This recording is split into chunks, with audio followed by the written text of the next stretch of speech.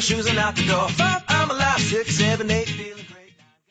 Hello BYWG Tribe, this is Dr. Noah. We wanted to make you aware of our carefully selected Product of the Month and Book of the Month for January 2018. Keep in mind, all the links and discount codes for the book and products will be listed in the show notes in iTunes and on our website at www.beyondyourwildestgenes.com at the Listen Now tab. Our book of the month is Beyond the Mat, Achieve Focus, Presence, and Enlightened Leadership Through the Principles and Practice of Yoga by Julie Rosenberg, MD. Our product of the month is Swannies, our favorite and most stylish blue light blocking glasses for better sleep. Both Julie Rosenberg, discussing her book, and James Swanwick, discussing better sleep, can be heard on the Beyond Your Wildest Genes podcast archives. Hey everybody, welcome back to the Beyond Your Wildest Genes podcast. I'm your co-host today, Dr. Mike Akinfora, and today I have author Miriam Kalamian. Miriam, how are you? I'm great. How are you today? Wonderful. Miriam has written a phenomenal book that, as you all know, keto is near and dear to our hearts for various reasons and our stories. And her book is Keto for Cancer, Ketogenic Metabolic Therapy as a Targeted Nutritional Strategy. Great book. It'll be in the show notes.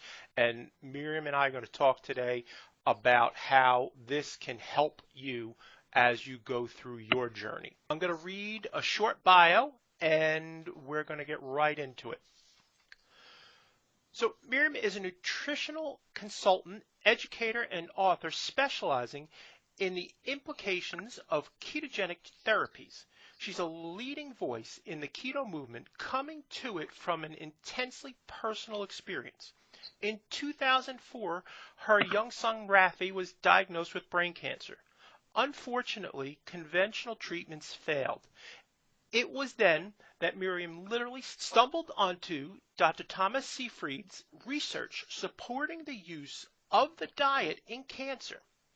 In an awesome turn of events, Rafi's tumors stopped growing after just 3 months of a medically supervised ketogenic diet. That was the turning point in Miriam's life as well. By the spring of 2010, she had earned her master's degree in human nutrition and was board certified to practice. Well, of all the folks that I've had on the show, your personal experience really speaks to me, and I really want to thank you for taking the time to put your personal journey into words so that you could help more folks. And I was driven to do it, believe me. This was this book, Keto for Cancer, was the opportunity to wrap my son's story around the science, around the nuts and bolts of the diet, around the advocacy that's needed in order to move forward with the diet. I start and I end with my son's story because that's why I do what I do. And you did a wonderful job of leading into his story, and I want to elaborate on that. So in December of 2004, so it was right around this time in 2004, we learned that our son Rafi, who was only 4 years old at the time, had brain cancer. So can just imagine as a parent how devastating that is to hear this. And when we got this news, we weren't even sure what it meant, did it? But it certainly meant that his future was going to be different, very different from what we had been thinking up to that point. So this tumor was the size of an orange, inoperable because it was so infiltrated into the normal tissue of his brain. And so the only option that they presented to us at this diagnosis was 14 months of weekly chemotherapy. So, I know. So they sent us home on Christmas Eve. That's when we had the biopsy results, on Christmas Eve. And they said, come back right after the holiday and we'll start chemo, which we did.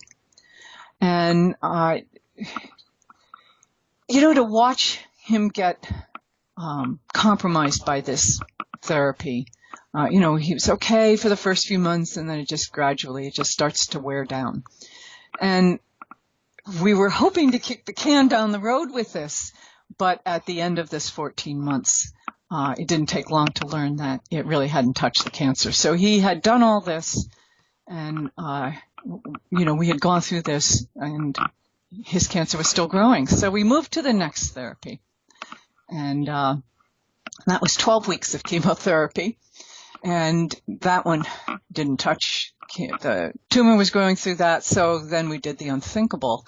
We subjected him to a couple of very risky surgeries, and that helped to slow things down a little bit, but it also created a lot of problems in the hypothalamus, and that area actually, that grew back in 8 weeks plus 25% more.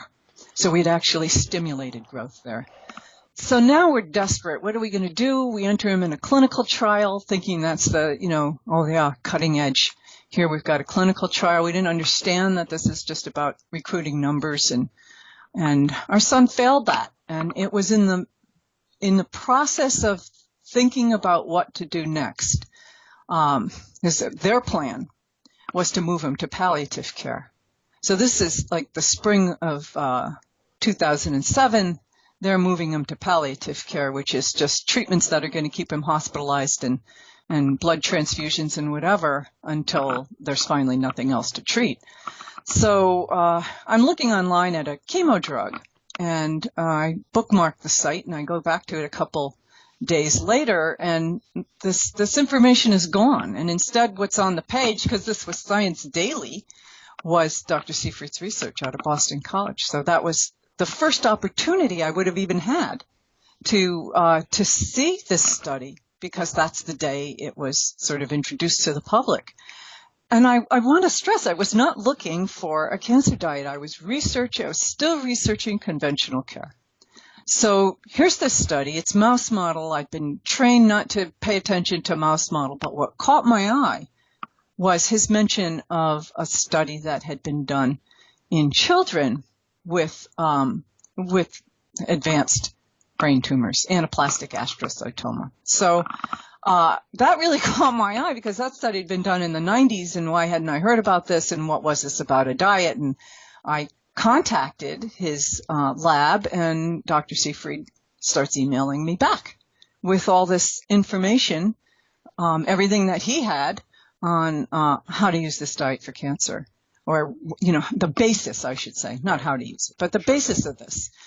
For brain cancer, this study was about caloric restriction, ketogenic diet in a mouse model of brain cancer. And it clearly showed that the mice who were ketogenic had better outcomes. It didn't cure them, it didn't save them, but man, anything to kick the can down the road. So we brought this to his pediatric specialist, and he just rolled his eyes, and that's the response that so many people get. He rolled his eyes and just told us it wasn't going to work.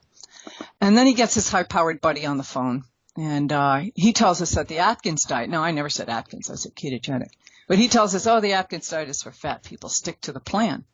Well, I just told you what their plan was, which was palliative care until he died. Right. So it's like, well, we want to do this. I actually had to kind of sign off on a care plan. It was all very intimidating to stand up to these doctors that at one point were, I was looking at as his only chance. To stand up to them and say we were going to do something as ridiculous as a diet. So we got his local oncologist and his pediatrician to medically monitor this, because I was scared to death. Nobody in 2007 was going to support this. And there was all this information out there in the epilepsy world on how to do this, but, not in the cancer world. So we were a huge liability. Nobody was going to take that on.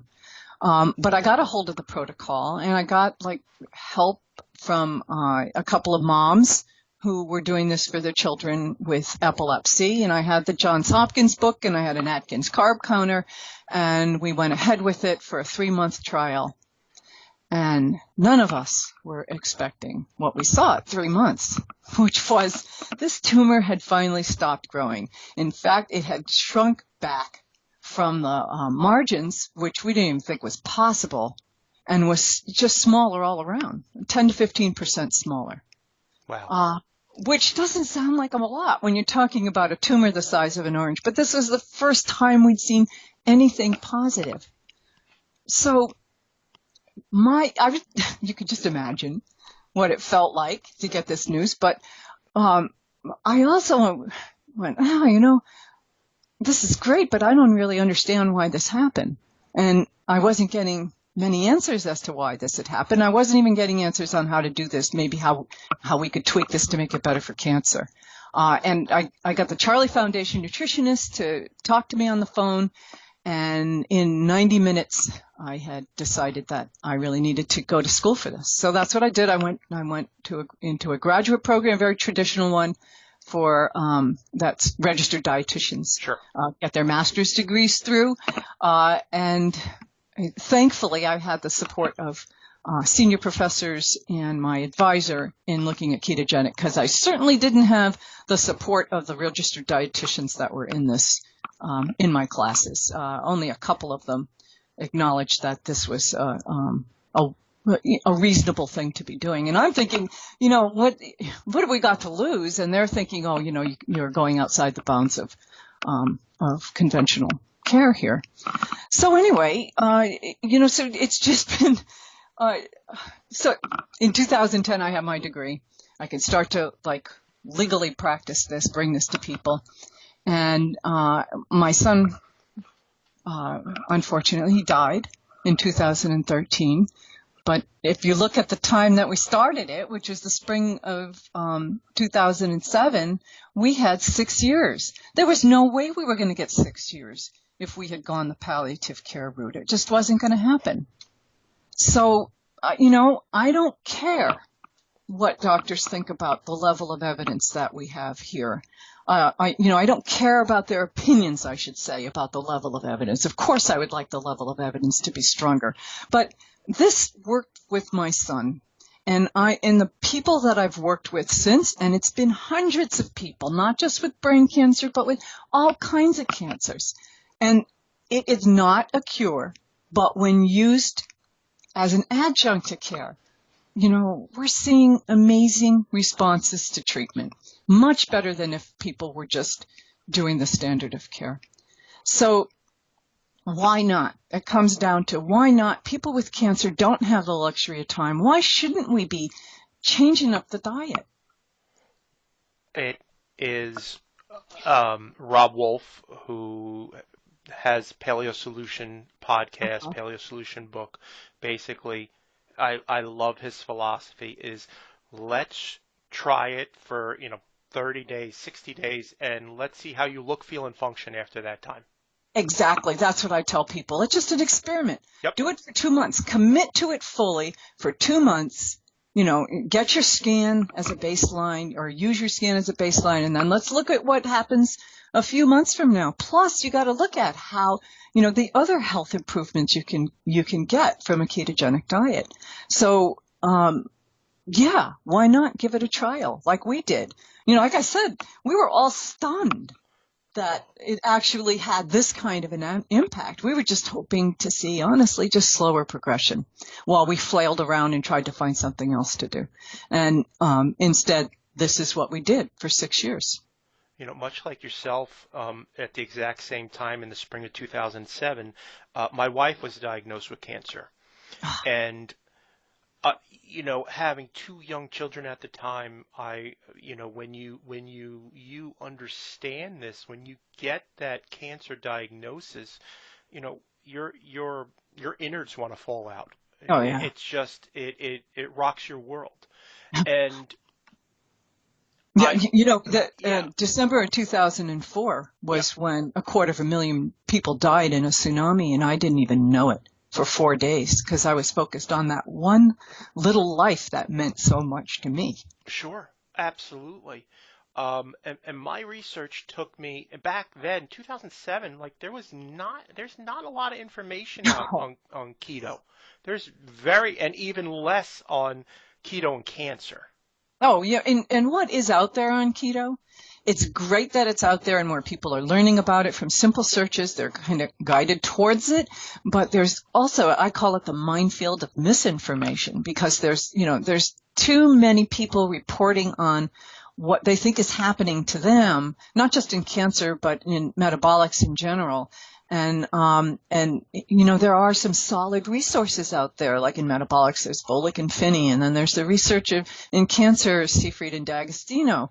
And what Stephen Kinane is doing, and Dale Bredesen is doing as far as diet for Alzheimer's and Parkinson's. There's this growing body of knowledge, but there's also this growing minefield of misinformation, and my book cuts through all that. And this is the science. This is the nuts and bolts. If you're going to do it for cancer, it's got to be nuanced. We need to keep protein low.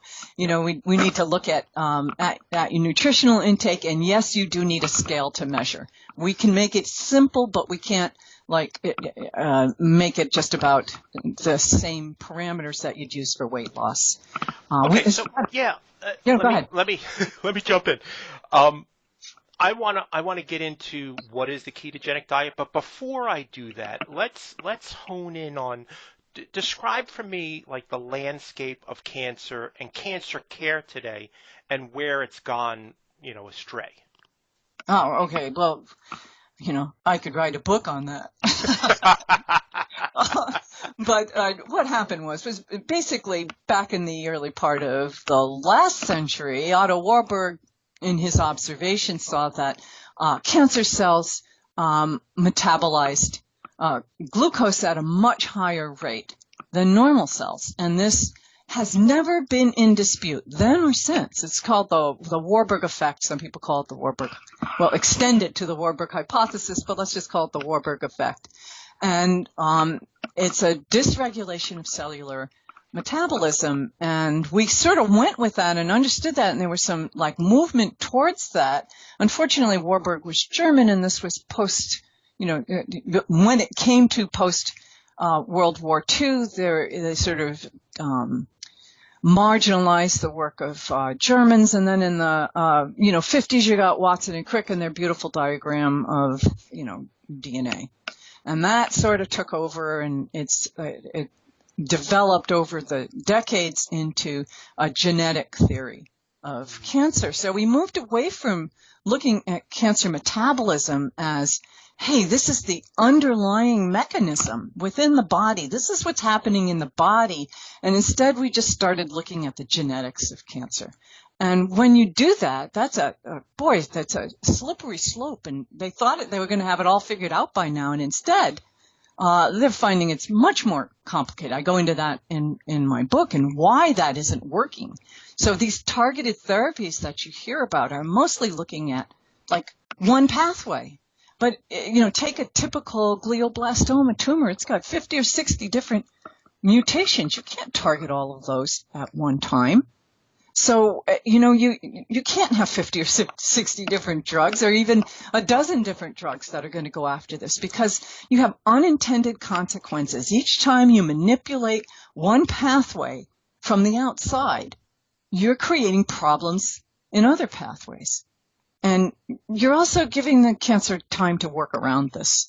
But when you make the actual environment, the body environment of the tumor inhospitable, or you change it epigenetically by changing the timing of food, the macronutrient distribution, which means protein, fat, carbs, you change that up.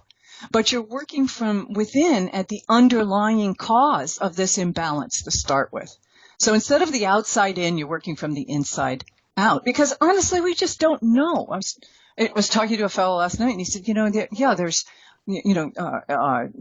this, when you're talking about something like beta-hydroxybutyrate, you're upregulating thousands of enzymes and you're downregulating thousands of enzymes. And we don't really know, we can't possibly understand this, but our bodies are getting it, aren't they?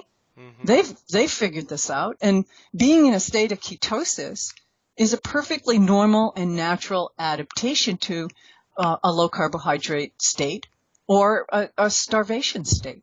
Our bodies had to adapt to that way before we be, way back in our time. So it's conserved across a lot of different organisms and comes down to us. And yes, we can make ketones that will nourish our brains during starvation or when we can't get a lot of carbs. But when you switch to ketosis, you're also changing your underlying metabolic state. So we've scratched the surface of a ketogenic diet, but related to, for me and for the audience, how does it work relative to a cancer treatment? But also hit on what ketosis is and ketones as well. Okay, and I do have, in my book I go into that in detail, of course, yeah. So what you're doing is you're switching from the use of glucose, where you're taking in all these meals that raise your blood glucose levels, raise your insulin levels, and then insulin pushes glucose into cells, and then your glucose levels drop and you get hungry, you're signaled for another meal. So we're changing that up by keeping glucose low and steady. It's still normal, still in a normal range. You can't literally starve your cancer of glucose. We talk about it in those simplified terms. We're making it less available to cancer cells that want to use a lot of it. And we're also making glutamine less available on several fronts. The way we move from this glucose-centered metabolism to a fat-based metabolism is cutting down on the amount of carbohydrates, limiting the amount of carbohydrates, dramatically limiting it. So you're going under 20 grams of carbohydrate a day instead of, hundreds of grams of carbohydrate a day, which is a typical American diet, and becoming more globally so. And when you do that, you're not taking in enough glucose through your diet to provide your brain and red blood cells with some of with the glucose that it needs. But our bodies have a workaround to that.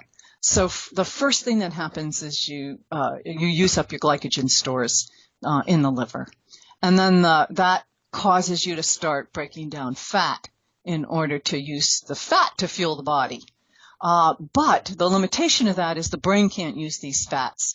So then the next thing it does, it takes an accumulation of some of these fatty acid oxidation byproducts and makes brand new things called ketone bodies. These are 3 compounds, 2 of which your body loves for energy, particularly the one called beta-hydroxybutyrate. So these are small molecules, water soluble, and this is the important thing because they're water soluble, they can get into the brain, whereas fat can't get through that blood-brain barrier, but these ketone bodies can. So you're fueling your body, you're fueling every cell in your body with what it needs. So your red blood cells are still going to get glucose because you're going to make it in the liver, and you're going to make it from recycling waste. So it's amazing how this goes on. So your muscles are going to use, and your heart are going to use fatty acids as a fuel. Your brain's going to be using these ketones. And the great thing in cancer is that cancer cells don't have these same adaptations. They're not able to make this. They're not as flexible. They don't have that hybrid engine thing going on. They're not as flexible. So you feed them ketones and they don't have the right enzymes, or they don't have enough transporters, or they have such faulty mitochondria that they're not, they're just not good energy producers. They're relying on this thing going on in the cytoplasm of the cell, this glucose. And you're cutting down glucose at the same time you're providing alternative fuels, and that's what slows the progression of cancer down. You're inhibiting the pathways that support it and supporting the pathways towards better health. Wow. I know. Yeah. It's a big wow, and I'm really hard pressed to put it in simpler terms than that. I've heard people do it, and I admire them for what they can do. But the bottom line is, Michael, you don't have to understand any of this to be able to do this diet. You just have to understand the nuts and bolts of how to formulate the diet and try it, and then learn what you want of the science as you're going through this process, which is what we did. I hadn't a clue why this was working. There was this paragraph of speculation out there, and then what Dr. Seyfried was telling me about it, but that was it. So the knowledge just keeps growing, and the knowledge base is expanding as well. Absolutely. I have patients that are on a ketogenic diet, and they do say that the diet is hard. What do you say to convince them that it's worth it? That it's worth it? Yeah. How do you feel versus how much effort are you putting into this? Or in our case, when my son's doctors, some of the naysayers in there would tell us that it was too hard. It's like, are you nuts? This is a walk in the park. What was hard was watching, this tumor grow and watching his physical health deteriorate and his mental health deteriorate. That was hard. But, having this kid running on the beach because of a diet, that's the simple part. So what we need to do is just make this simpler to implement for people. And the main difficulty is not about the foods. It's just a different mix of foods we're all familiar with. The challenging part of this is getting past the toxic food environment. Mm-hmm. And when I use toxic food environment, I'm not talking just about like Roundup in the soil. I'm talking about going to a Christmas party and what do you got there? Who's going to get the rave reviews? You bringing your flaxseed muffins or the person that's bringing the chocolate brownies? So that's the challenge right there. So for me, it's changing your relationship to food. Get your comfort somewhere else. Get your comfort from other things, from socializing, from spending time in nature, from taking care of yourself. That's where you're going to get your comfort. Don't look for it in food. That's history once you get this cancer diagnosis. Absolutely. It's interesting. My understanding came in a different way. It was when I started researching, because my wife, when we were going through the process, she had to have a PET scan. So doing my Google searches, like, PET scan, radioactive glucose molecule that's looking for its friends. I know. It's nuts. Oh my God. Why doesn't anybody see this? Yeah. And yeah. The interesting thing is, of course, my wife was a trained pastry chef at the French Culinary Institute in New York, and our life revolved around being foodies. Yes. And we just like you said, Miriam, we changed our relationship to food. It was just like yourself. You drew a line in the sand, and this is what it was before, and this is what it is now. You got it. And people ask me, how did we do it with our son? And I run into this when working with children and siblings and grandparents that want to indulge in all of that. And it's like, draw a line in the sand. But also when, you can make substitutions. So it's like, okay, this is a kid that loved pasta, loved mac and cheese. Well, why can't we make a cream sauce that's a little cheesy and put it on some noodled or, noodled zucchini? Or if you take a vegetable peeler to it, it's actually more like fettuccine, or make a meat sauce. There's all kinds of things you can do. And thankfully, there's many more recipe resources now. The biggest issue I see with what's online for recipe resources in the nuances for cancer is they're too high in protein. So, that's something that I work really closely with people, is getting their protein amount really dialed in. And I think it's extremely important to talk about one thing other than diet here, and that is exercise or physical activity of some kind. This diet works best when you can be physically active. It works best when you can lower your stress, because stress raises glucose. There are just all these things other than diet that play into it. When I get an email from somebody and I see, I'm looking at my emails and they've sent it to me 3:00 their morning, their time, in the morning is like, you're spending way too much time and the wrong hours of the day researching this and thinking about this. And what is your sleep like? What's this doing to your circadian rhythms? So all of this plays into it, Michael. You know that. It's not just about diet.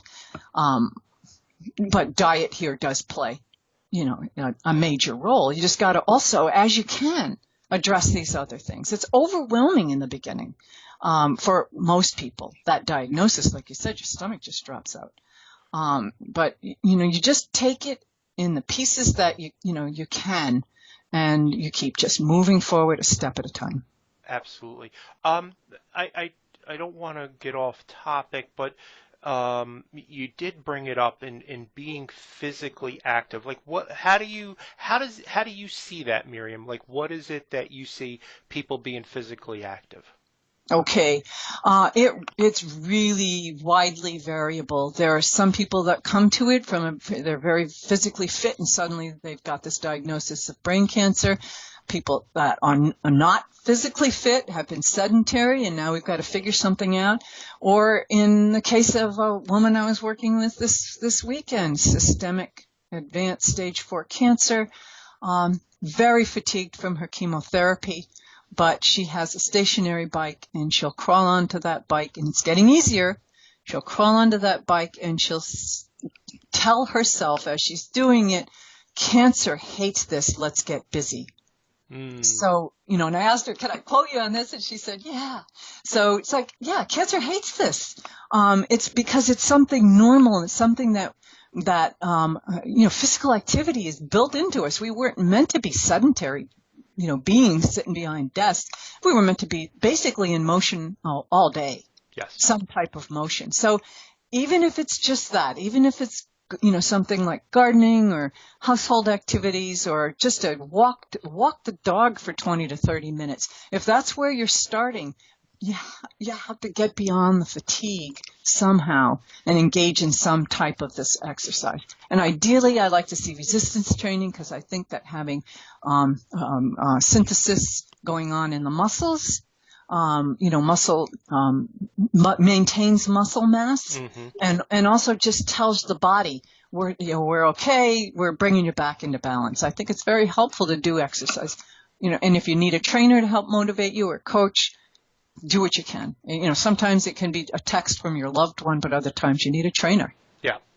Yeah, I believe, we strongly believe at Beyond Your Wildest Genes, everybody should have a coach. It's really important in life. You able to talk to somebody, get your thoughts and concerns out there, help you really articulate your goals and your objectives, and that's super important, whether that come in the form of a trainer or a life coach, just really important. Exactly. We only get to go through this once. Yes. And, it's you can learn from this experience of cancer. You can learn to be healthier mentally as well as physically. And that's what my wife has said time and time again, that cancer was the best thing that ever happened to her. That I've heard that before, yeah. Yeah, it just allowed her, as a young mom, to put things in their proper perspective, prioritize what's important, and really allowed her to literally just drop the stress of the stuff that didn't matter. Exactly. We prioritize like crazy to the point where we just abandoned everything here in Montana. This is where I live. Yep. And we took our son down to the Baja and we spent the winter down there because winters here in Montana can get pretty dreary. And so instead of kind of battling the snow and whatever and sending him off to school every day, we took that time and enjoyed, like 4.5, 5 months, whatever it was, down in the Baja, Mexico. And I can't tell you how important that is as a mom to have seen him running on the beach, to see him petting baby whales, to see, to just hang out in places. He would call it chillaxing. And that did just wonders for all of us, not just for him, but did wonders for all of us. And time well spent. And those are the memories that I prefer to hold on to. I don't want to remember what it was like to go to the cancer clinic every week. I want to remember that time on the beach. Absolutely. I love your message. I only have one more question, and I think it's a big one. What is your best advice for how patients can actually talk to their doctors? And you wrote, as you say, get in the game. Like Mm. that could be overwhelming for folks. So could you lay that out for us? Yeah. This book is about advocacy. So, I would highly recommend anybody considering this, read this before you even approach your doctor on this. Because you do need to approach your team on this, your conventional team. They need to know what you're doing. They don't have to believe that it's going to work. Rafi's doctors didn't believe it was going to work. But, and thankfully we got a little support, but you don't even need that from your oncologist. You don't need support. You just need them to tell you if there's any reason medically or nutritionally that you shouldn't be doing this. So their opinions don't count in my book. Their opinions don't count. So if they say diet doesn't matter, well, that's great for you because you can turn that around. It's not it shouldn't crush you. It shouldn't leave you feeling, like you can't move forward with this. It should leave you feeling like, yay, they told me diet doesn't matter, so I can do this diet. If they tell you there's no evidence for it, it's like, well, do you really need, you're a person with cancer. Do you really need the same level of evidence that they're looking for in order to do this? It's like what have I got to lose kind of thing. But to move forward with it, understand that it's not going to happen all on its own. You need to advocate for yourself because this is not a welcoming world as far as going against the paradigm of a balanced diet. So I stress getting the nutrition that you need, but you can do it within the context of a ketogenic diet. So, the advocacy, the self-advocacy, the empowerment, understanding some basics about the science without, you don't need, like I said, you don't need to understand all this. You can just have it at a basic level. And then being able to do it properly so that you're not feeling hungry or sick or headachy or lightheaded or anything during the transition. I really, when I work with somebody, I help prepare them, if they haven't started yet, I help prepare them with all the stuff to have on hand, like have the salted bone broth ready to go. And, so that when you're not feeling like you can get through the next few hours, you have something you can have that's going to help you with this. So the transition, people should be able to get through this in a few days to, a week or two. The rough part, what people consider to be the rough part of the transition. Some of my clients don't experience these transition side effects at all. They're so well prepared going into it that we anticipate and we proactively address these potential concerns.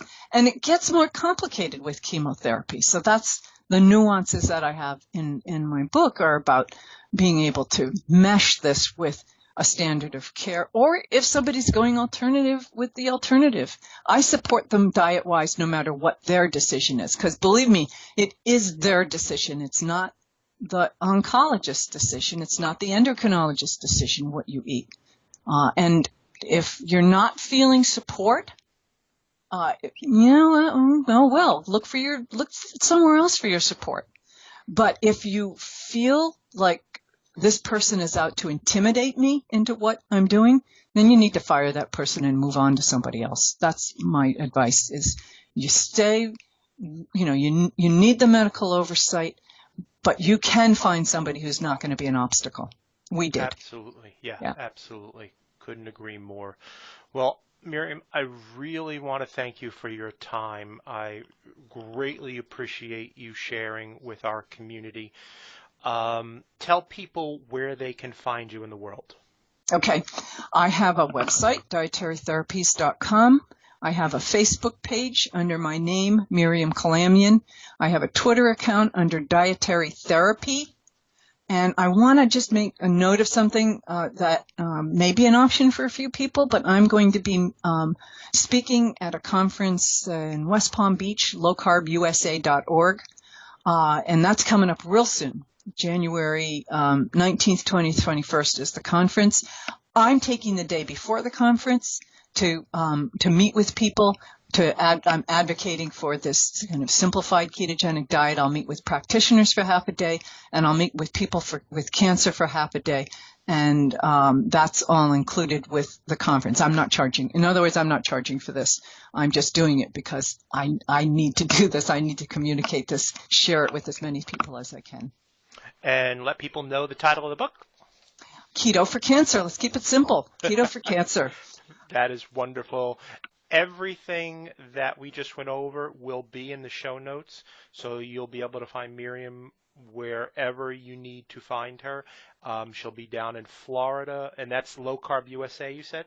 lowcarbusa.org, and it's the West .org. Palm Beach event. Yeah. Perfect. Twitter is at Dietary Therapy, correct? Uh-huh. And then your website is Dietary Therapies? Yes. Yes. Perfect. I got it. .com. Hey, folks, if you've liked what you heard today, please do us a huge favor and leave a review on iTunes. It helps us help others get this information out to them. I am deeply grateful for the time that we get to spend together, and we will see you soon. Have a good day. Ciao. Thank you.